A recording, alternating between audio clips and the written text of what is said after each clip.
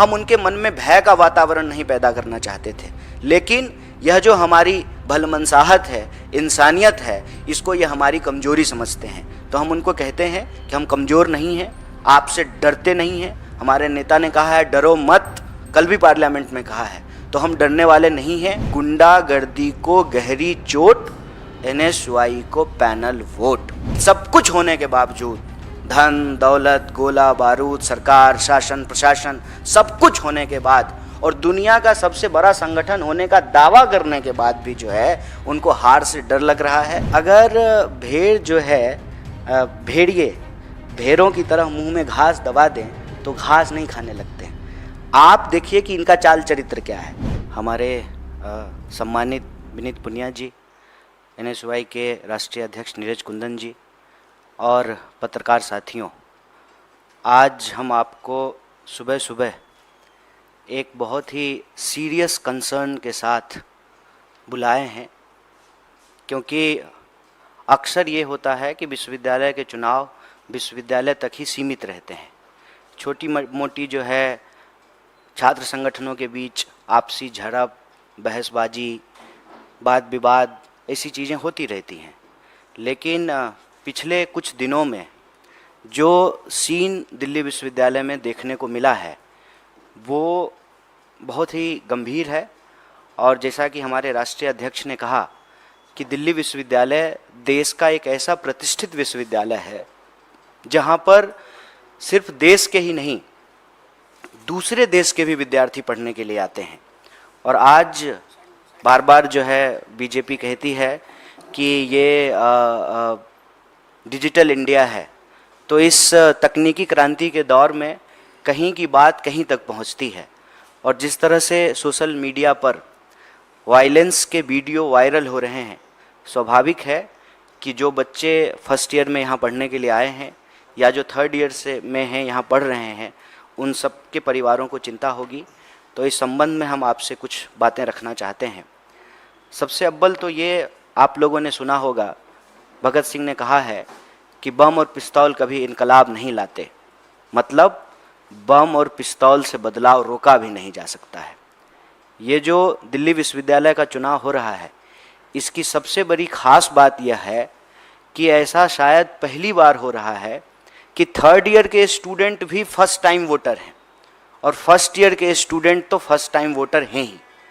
ऐसे सिचुएशन में जिस तरीके से शासन प्रशासन के द्वारा एक खास संगठन को, एक खास तरह की विचारधारा को पोषित करने वाले लोगों को जो एक पावर का मिसयूज करके प्रोटेक्शन दे रही है, तो कहीं ना कहीं जिनके अंदर हिंसा की प्रवृत्ति है, गुंडागर्दी की प्रवृत्ति है, उनको बल मिल रहा है।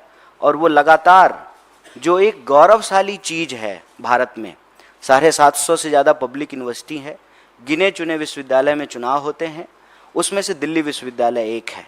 और ये छात्रों के लिए, विद्यार्थियों के लिए एक अहम वक्त है जब आप अपनी लोकतांत्रिक अधिकारों को समझते हैं, सीखते हैं, उसका इस्तेमाल करते हैं और एक जिम्मेदार नागरिक बनने की प्रक्रिया में यह महत्वपूर्ण भूमिका निभाता है। ऐसे में इस पूरी की पूरी प्रक्रिया को डिस्टर्ब क्यों किया जा रहा है, यह हमको समझना चाहिए। मैं आपकी सूचना के लिए कुछ चीज़ें यहाँ बता देना चाहता हूँ। जैसा कि अध्यक्ष जी ने बताया कि 3 साल के बाद चुनाव हो रहे हैं और आपने देखा कि कोरोना में सब ने अपनों को खोया। कोरोना जो है एक गंभीर चुनौती थी, लेकिन कोरोना जो है कब महामारी है और कब बहाना है, ये सरकार अपने तरीके से तय करती है। तमाम तरह के जो है चुनाव हुए देश में, लेकिन विश्वविद्यालयों के चुनाव को रोक दिया गया। खैर, अब जब चुनाव हो रहे हैं, ये एक स्वागत योग्य कदम था और इसका हमने NSY की तरफ से स्वागत भी किया। लेकिन जब से यह प्रक्रिया शुरू हुई है, इनकी कुछ चीज़ों पर अगर आप गौर करेंगे, सबसे पहले तो नॉमिनेशन और इलेक्शन का एक नोटिफिकेशन विश्वविद्यालय प्रशासन के द्वारा जारी किया गया, जिसमें कहा गया कि 12 तारीख को नॉमिनेशन होगा।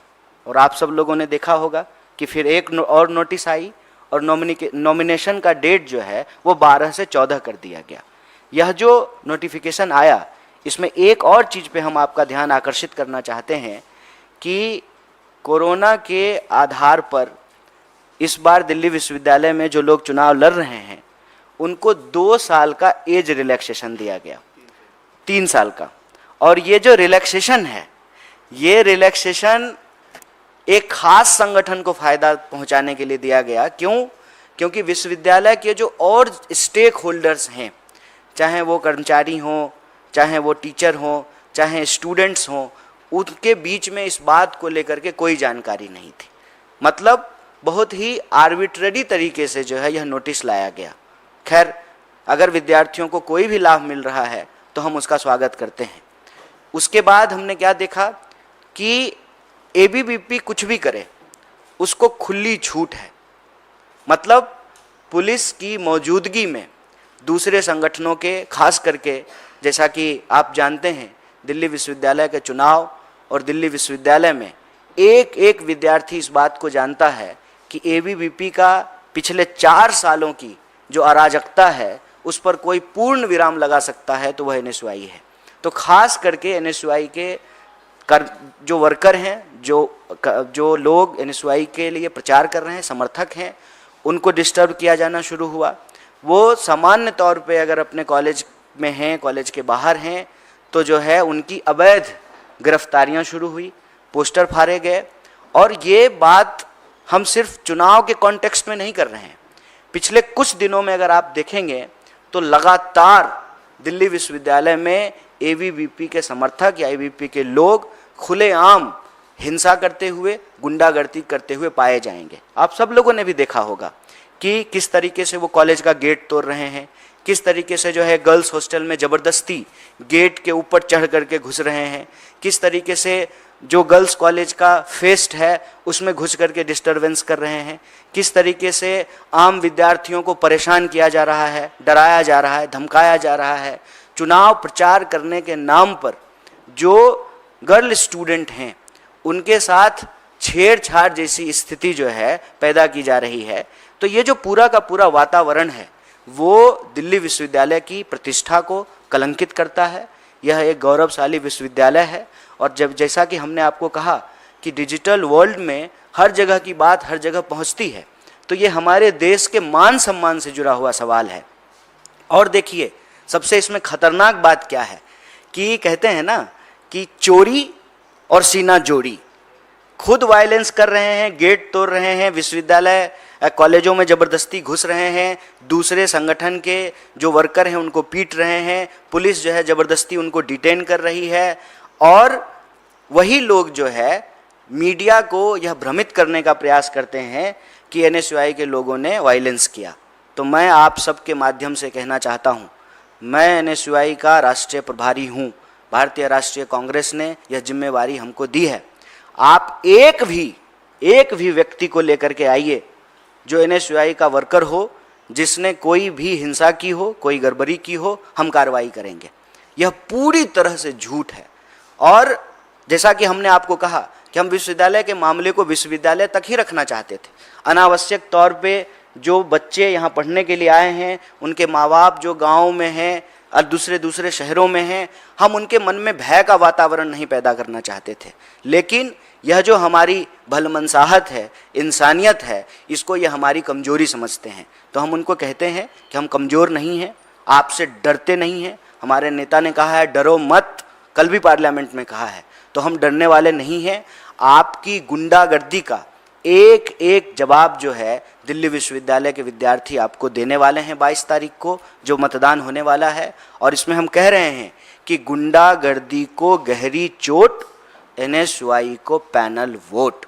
पूरा जो हमारा पैनल है 4165, पूरे पैनल को हर कॉलेज में, हर वर्ग, हर क्षेत्र, हर समुदाय, हर लिंग के लोग जो है वो समर्थन कर रहे हैं। और यही वजह है कि सब कुछ होने के बावजूद, धन दौलत, गोला बारूद, सरकार, शासन, प्रशासन, सब कुछ होने के बाद और दुनिया का सबसे बड़ा संगठन होने का दावा करने के बाद भी जो है उनको हार से डर लग रहा है।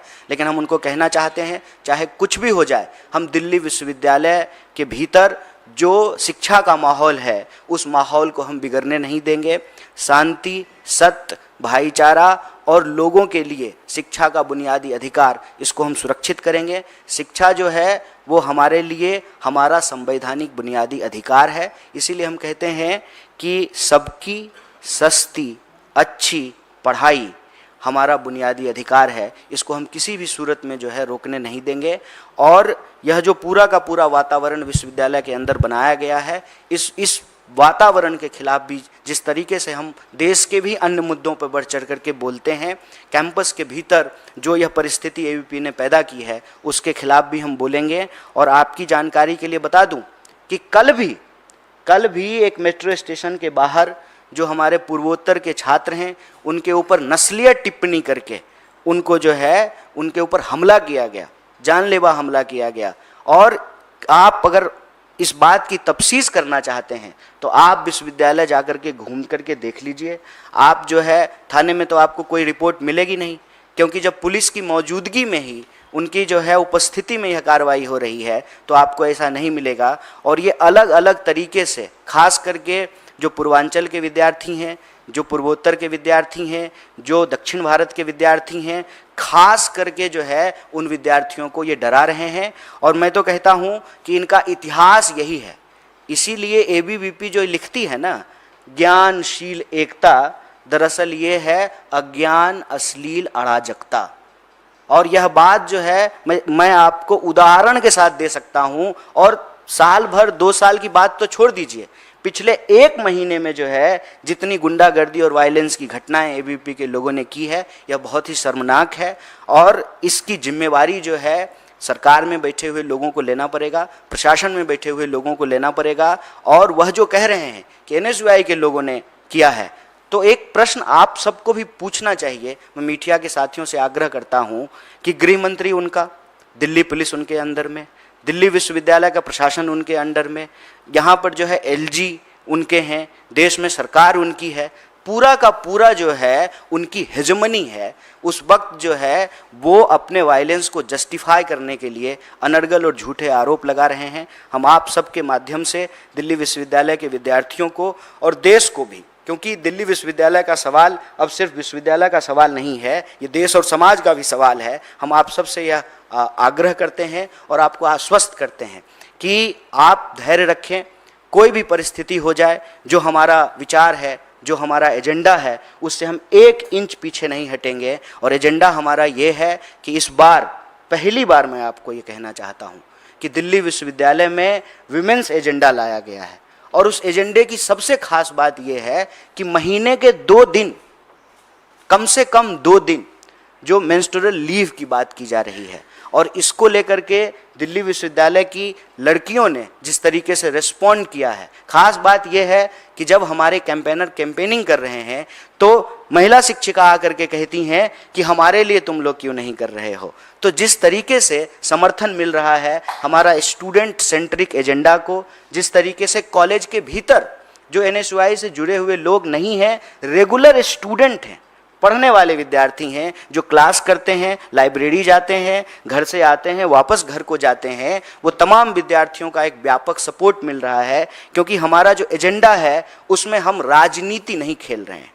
हमारे लिए ये नहीं है कि दिल्ली विश्वविद्यालय का चुनाव जीतें और तुरंत से जो है भाजपा में मंत्री बनने का जो है विकल्प खुला हुआ है। जो सरकार में होते हैं उनके प्रति यह आकर्षण स्वाभाविक है, लेकिन हम तो विपक्ष में बैठे हुए हैं और लगातार इस देश के मुद्दों पर बात कर रहे हैं। और आप हमारे पैनल को भी देखिए, हमारा पैनल साधारण किसान बैकग्राउंड के बच्चे हैं जो स्कॉलरशिप से पढ़ करके दिल्ली विश्वविद्यालय में पढ़ने के लिए आए हैं। और हमारा जो पॉजिटिव एजेंडा है, जो पॉजिटिव वाइब है, उससे व्यापक तरीके से विद्यार्थी भी जुड़ रहे हैं और विद्यार्थियों की सेवा करने वाले लोग भी जुड़ रहे हैं। और हमारा जो पैनल है उसमें एक लड़की के पिताजी जो है वो आर्मी में थे, माताजी उनकी जो है किसान हैं, तो वो समझते हैं कि सेवा का क्या मतलब होता है। इसीलिए हमने कहा कि चाहे देश में कोई भी इश्यूज हो, मणिपुर की अगर आप बात करें तब भी ये चुप रहे, महिला पहलवानों की बात करें तब भी ये चुप रहे, विश्वविद्यालय का बजट कट किया गया तब भी ये चुप रहे, हर साल जो डूसू का बजट था उसका क्या हुआ, दिल्ली विश्वविद्यालय ने उस बजट को क्या किया, उस पर भी ये चुप हैं। और जब चुनाव नज़दीक आ गया है, इनको लगता है कि हम हार जाएंगे और सरकार में जो बैठे हुए लोग हैं उनके सामने एबीवीपी के जो नेता हैं उनकी इज्जत जो है वो दांव पे लगी हुई है, तो जो उनका असली कैरेक्टर है ना, कहते हैं ना कि परीक्षा के वक्त लोगों का असली चरित्र बाहर निकल जाता है, तो ये जो ज्ञानशील एकता का दावा करने वाले हैं उनकी अज्ञानता, अश्लीलता और अराजकता सामने आ गई है। क्यों? क्योंकि उनके सामने एक डेमोक्रेटिक पैनल है, जो पैनल इस बात को सुनिश्चित करने की कोशिश कर रहा है कि चुनाव का परिणाम चाहे जो भी हो, हम विद्यार्थियों के लिए जैसे सतत लड़ते रहे हैं हम आगे भी लड़ते रहेंगे। और आप लोगों के नोटिस के लिए बताना चाहता हूँ, जब पहलवान आंदोलन हो रहा था ठीक उसके बगल में जो नॉर्थ ईस्ट के स्टूडेंट थे वो बगल में बैठे हुए थे और उनके ऊपर किसी का ध्यान नहीं जा रहा था, लेकिन विद्यार्थी लगातार इस देश में होने वाले किसी अन्याय को लेकर के जितनी उनकी क्षमता है वो आवाज़ को उठाते हैं। वो कहानी आप सब लोगों ने सुना है कि एक कोयल जो है अपने चोंच में पानी लेकर के आग बुझाने की कोशिश कर रही है, किसी का ध्यान आकर्षित नहीं हुआ। और उस किसान आंदोलन में जो हमारा पैनल के कैंडिडेट हैं वो बढ़ चढ़कर हिस्सा लेते थे, पहलवान आंदोलन में बढ़ चढ़ करके हिस्सा लेते थे, और उन्होंने ये देखा कि मणिपुर के लोगों के साथ किस तरह से अत्याचार होता है। फिर एनएसयूआई ने उसको सवाल बनाया, और ये दुखद भी है और आश्चर्यजनक भी कि जब तक वो एक विचलित करने वाला वीडियो नहीं आया तब तक देश और दुनिया का ध्यान मणिपुर पे आकर्षित नहीं हुआ। तो ये सब सवाल उठाने के चलते जानबूझ करके, खास करके जो पूर्वोत्तर का समर्थन, पूर्वांचल का समर्थन मिल रहा है, जो नॉर्थ ईस्ट के स्टूडेंट हैं, उत्तर पूर्व के विद्यार्थी जो उनका समर्थन मिल रहा है, साउथ के जो संगठन है, मैं आपकी जानकारी के लिए बता दूं, जो मैत्रेयी ऑर्गेनाइजेशन है केरला का, उसका जिस तरीके से समर्थन मिल रहा है, तो एबीवीपी कहीं ना कहीं घबराई हुई है और जो हमारा पॉजिटिव एजेंडा है, मैं बार बार कह रहा हूँ, उसको डिरेल करने की कोशिश कर रही है। तो हम बार बार कहते हैं कि वो सब कुछ, तमाम कुछ लगा लें, पूरी ताकत लगा लें। एक तरफ शासन और प्रशासन है, सरकार है, और दूसरी तरफ विद्यार्थी हैं, और विद्यार्थियों का यह प्रथम धर्म है कि वो शिक्षा के बुनियादी अधिकार की रक्षा करें, और सरकार का भी यह कर्तव्य है कि वह शिक्षा देने का काम करे। अगर इसमें कोई बाधा उत्पन्न की जा रही है तो उसके खिलाफ हम मुखरता से लड़ रहे हैं, लड़ेंगे, क्योंकि हमारा यह मानना है कि अगर जेएनयू में 10 रुपये में लोग पढ़ सकते हैं तो उसी पढ़ाई के लिए दिल्ली विश्वविद्यालय में 70,000 रुपया क्यों लिया जा रहा है? शिक्षा जब हमारा बुनियादी अधिकार है तो वह बुनियादी अधिकार हमसे क्यों छीना जा रहा है? जब प्रगति की, विकास के बड़े बड़े प्रचार किए जा रहे हैं तो उस प्रचार में हम विद्यार्थियों का भविष्य कहाँ है? इस देश के नौजवानों का भविष्य कहाँ है? जब सबसे प्रतिष्ठित विश्वविद्यालय में, देश की राजधानी में, जहां पूरा का पूरा शासन प्रशासन बैठा हुआ है, उसके नाक के नीचे दिन दहाड़े विद्यार्थियों के साथ अगर हिंसा हो रही है तो यह बड़ा ही शर्मनाक है।